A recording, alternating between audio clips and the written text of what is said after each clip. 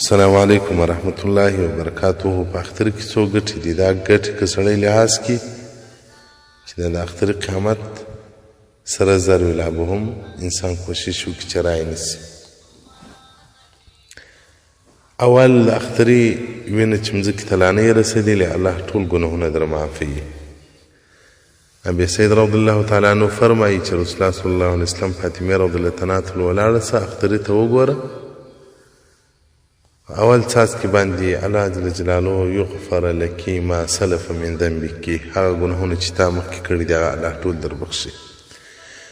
دا ورته وایي چې پلاره دا زموږ د اهل بیتو دپاره دا خبره ده، او که د ټولو مؤمنانو دپاره دا فضل کرم الله نازل کړي. رسول الله صلی الله علیه وسلم څه ورته وایي؟ بل لنا وللمسلمین، ټول مسلمانان دپاره.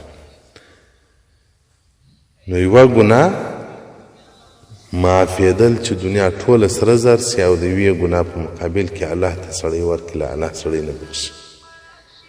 دلته په یوه اختر باندې الله ټول ګناهونه در معافوي. او دوم ګټه د اخترې دا ده چې دا حجاب له اوره سوې، له اوره څخه الله جل جلاله بري کړي. ستا او د اور په مابینځ کې اخترې حجاب سو، پرده سوه، واقع سوه.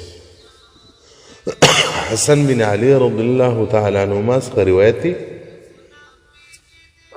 رسول الله صلی الله علیه وسلم من ضحى طیبة بها نفسه محتسبا، که چا اخترې حلال کړي په خوشحاله ثواب په نیت ښه اخترې حلال کړي، کانت له حجابا من النار، دغه اخترې به ولره پرده سي د اوره د دوژخ، الله به نه کې داخل. سبحان الله سبحان الله.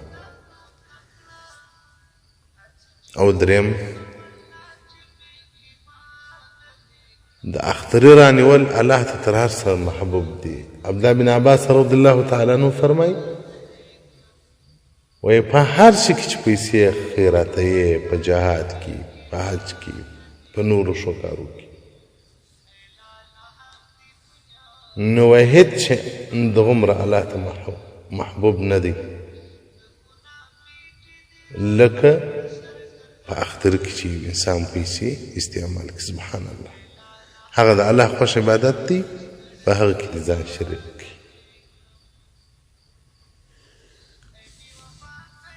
او بل الله جل جلاله په د اختر څومره اجرونه درکړي. زید بن ارقم رضی الله تعالی عنه فرمایي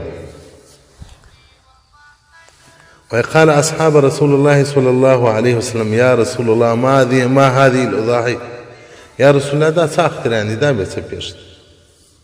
ورسول الله صلى الله عليه وسلم ته سنت ابيكم ابراهيم، دا د ابراهيم عليه السلام سنت دی. صحابه کرام ورته وایي فما لنا فيها يا رسول الله، دا خو د ابراهيم عليه السلام سنت دی، سو یا حلاله اسماعیل علیه السلام حلاله علی جنت څخه پسه ورته راوستی، د هغه بدله سو زموږ دپاره په دې کې چې شته. رسول الله صلی الله علیه وسلم وایي بكل شعرة حسنه، پر هر ورښته باندې نیکي ده. سبحان الله. که یو حکومت د پسه ورښتانې حسابلی دي، نو بیا به موږ ووایو صحیح خبره ده.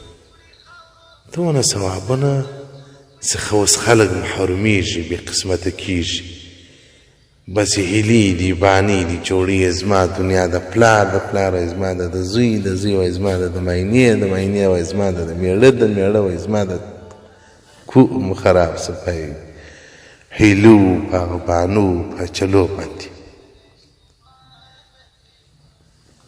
او بله ګټه دا د اخترۍ دنیا ډېرې. بعضې روایتو کې راځي وایي که یو سړي اخترۍ وکړي پر واجب نه و، روپۍ سره ټولولې، بس اخترۍ یې وکړي، الله بې غني کړي. زموږ د غنیان خلک دي، دونه دنیا لري سر پټاو بسي، وایي زوی څه اختیار لري؟ زوی د بدبخته زوی نو په 50,000 روپۍ یو ټلیفون په جیب کې ګرځي. زوی بدبخته کې په کمپیوټر او په نورو ناروا ورکولې معافي مشکل، پلار هېڅ نه وایي. د اختر په ورځ پلار پزه تر ونیولي، دنیا خو نو زما ده، ته څه زما په دنیا کې تصرف وکړې؟ له خدایه وبېرېږي، الله ته تسلیم سي، پر دغه ایمان ورباندې به تاسې جنت ته ځئ. دغه ایمانونه به پر حالت زکندن یو لا هم نشي در سره پاتې بې ایمانه به ولاړ شي چې دومره په دین کې سستي کوي دومره په عظیم عظیم عبادتو کې سستي کوي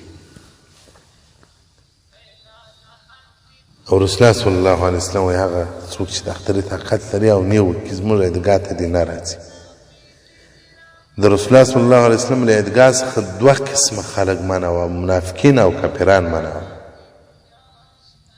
نو دغه انسان چې اختري نه کوي په دغه عمل باندې د منافقینو او د کافرانو صف پیدا کوي ځکه رسول الله صلی الله علیه وسلم زموږ عیدګاه ته دې نه راځي بعضې خویندې دې زار لري په لکاو زار لري بارانو چې د اختر ټیم راسي وایي زه نو څه اختیار لرم شله چې قبر ستا ته به بیا پوه شي ته به بیا اختیار هم در وښي نه اختیار به هم در وښي اوس خو نه د ملا خبر منئ نه د قرآن دا منئ نه د رسول دا منئ نو خدای چا دا نه منئ ستاسو په اختریانو کې زموږ څه ګټه ده څه بدبختي ته ملا تړلې خو نه مو ماته غوښه راسي نه ماته اختری راکوئ ستاسو اختری دي ستاسو قبر ته ستاسو آخرت ته ګټه رسیږي ماته مو ګټه نه را رسیږي که ټول دوزخیان سیم زه به دیوبندي یم که ټول جنتیان سیم زه به دیوبندي یم ماته ستاسو جنت و دوزخ ګټه نه راکوي نه تاوان خو هغه مسؤلیت چې موږ ته متوجه دي چې علما یو چې باید سر در خلاص کړو چې په دا کې مو هلاکت دی په دې کې مو نجات دی نو اختریان وکړي محترمینو که څوک وایي زه یې وس نه لرم مسکین یمه 10 روپۍ هم نه لرم او ګړۍ هم نه لرم راډیو موبایل هم نه لرم ما پې مشکل او دا که سمسنګ و آیفون ټلیفون ګرځوم په لاس مې د 500 روپو ګړۍ ده صدرۍ د زراو خولۍ د زرهاو بوټونه د زرهاو د میاشتې مې 3-4 په سګریټو ځي او اختری نه کوم دغه انسان نو بدبخته دی بدبخته دی بدبخته د ده دپاره دوزخ کافي دی بس نور څه نسو ورته ویلی حدیث 815 اسمه 200 ثواب الأضحية المتجرب في ثواب العمل الصالح والسلام عليكم ورحمة الله وبركاته